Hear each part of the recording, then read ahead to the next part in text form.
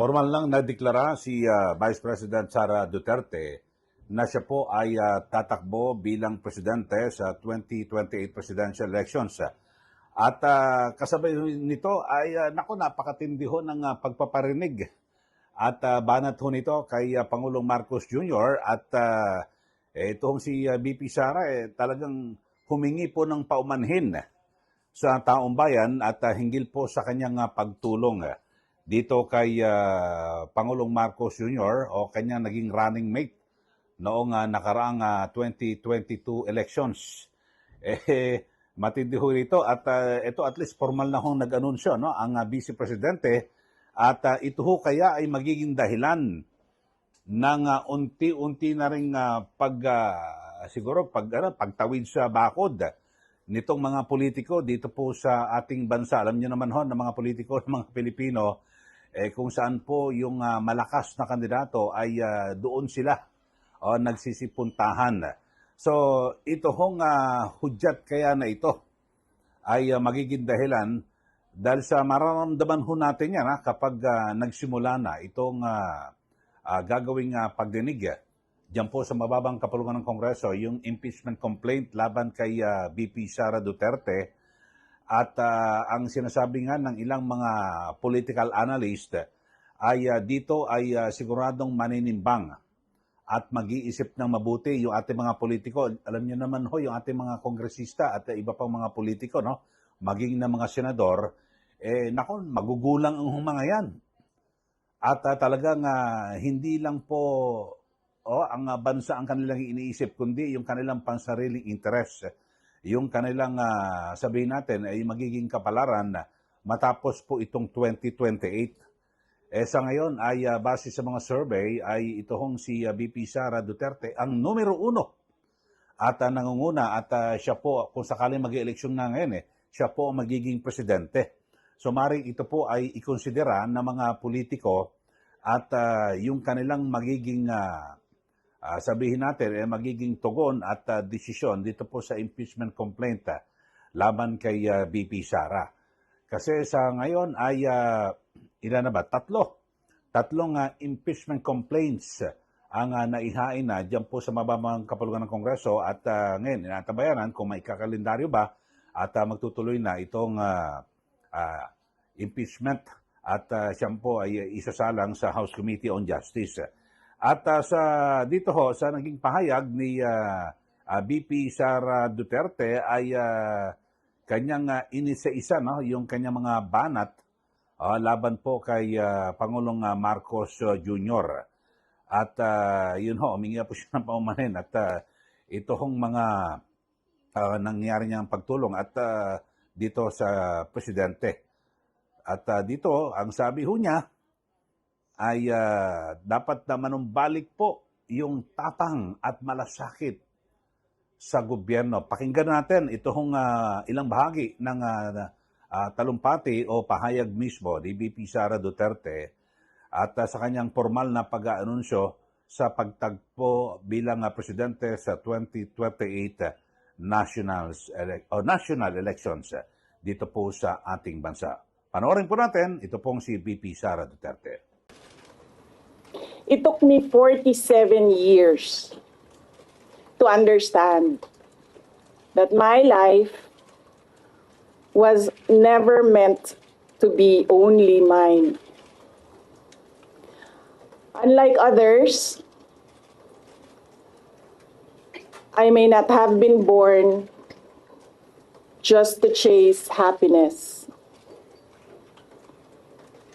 For a long time, I questioned the weight of responsibility to my family, to my country, to everyone who called on me. Today, I have peacefully accepted that my life is unlike any other. Sa unang mga buwan ng aming mga termino, nakita ko na ang kawalan ng katapatan ni Bongbong Marcos Jr. sa mga pangakong binitawan noong kampanya. Pati na sa kanyang sinumpaang tungkulin para sa bayan. Dahil hindi ko kinaya na maging bahagi ng 2025 national budget na tad-tad ng katiwalian. Pinili kong umalis sa kabinete kahit alam ko na mula pa noong 2023 na ang magiging kapalit ay ang aking impeachment. Mga kababayan, humihingi ako ng paumanhin. Patawad kung tinulungan ko mahalal si BBM bilang Pangulo ng ating bansa.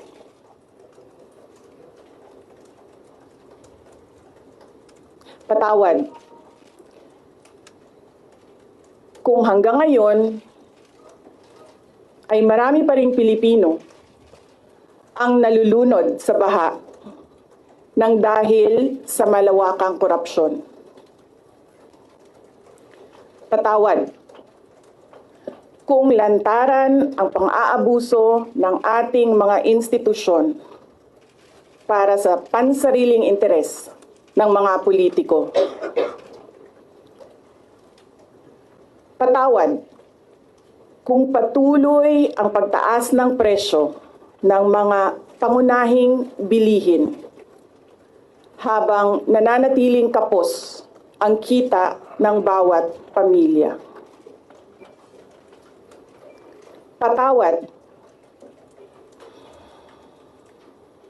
kung wala man lang tayong tunay na seguridad sa pagkain. Patawad kung may nagkakasakit at binabawian bigla ng buhay dahil sa kakulangan ng maayos at epektibong healthcare system. Hindi ako kailanman natakot sa pagsira nila sa pangalan ko. Ngunit may takot ako para sa ating mga anak. May takot ako para sa susunod na henerasyon.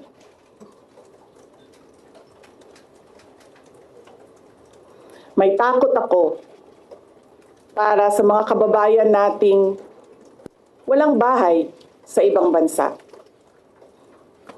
Walang pangalawang pasaporte, walang ibang matatakbuhan kundi ang Pilipinas. Kahit ito'y patuloy na nalulugmok sa kahirapan. Na ako'y kahadlok, nga moabot ang adlaw na dawaton na lang nato ang kapobrihon isip kapalaran. Nga maanad na ta sa sayop, nga mawad-an na lang ta og paglaom. Ug labaw sa tanan na ako'y kahadlok,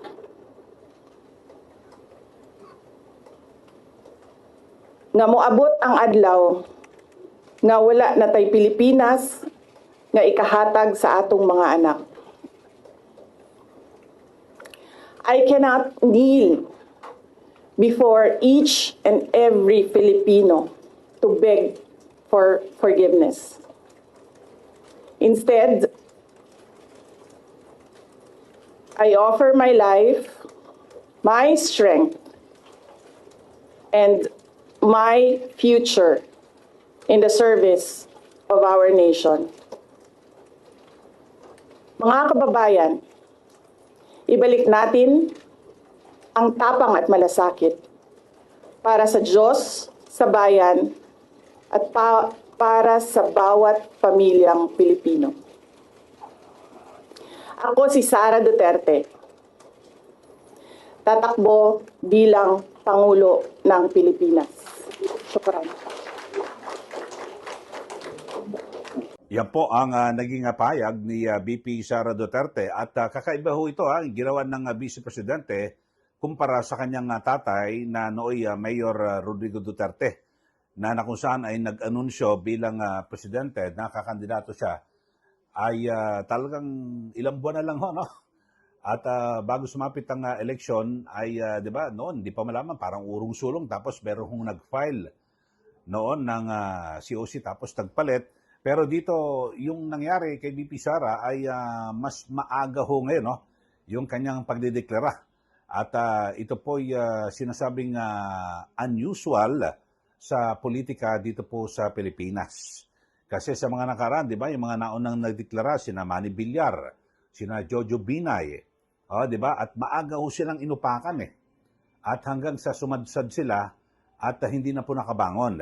Pero dito ho ay, kusabagay, dito naman kay VP Sara, kahit na hindi ho siya magdeklara, alam ng marami na siya po itatakbo at di ba nga siya nagdeklara, ay nung simula nang umalis po siya sa gabinete ni Pangulong Marcos, ay talagang inupakan na ho siya. Ang pinakamatinding banat ho sa Vice Presidente last year, noong 19th Congress na muntik-muntika na ho siyang mapatalsik sa pwesto, na impeach siya sa House, pero yung isinabit na articles of impeachment sa Senado ay idineklara pong unconstitutional o labag sa saligang batas ng Supreme Court. So naisalba ho siya ng Korte Suprema. Pero sa ngayon ay ito hong si VP Sara ay so yun ho, tinitingnan at maring tinimbang niya. Sa ngayon ay talagang kasabagay. Talagang lahat po ng bawat kilos niya ay binibira siya ng kanyang mga kritiko.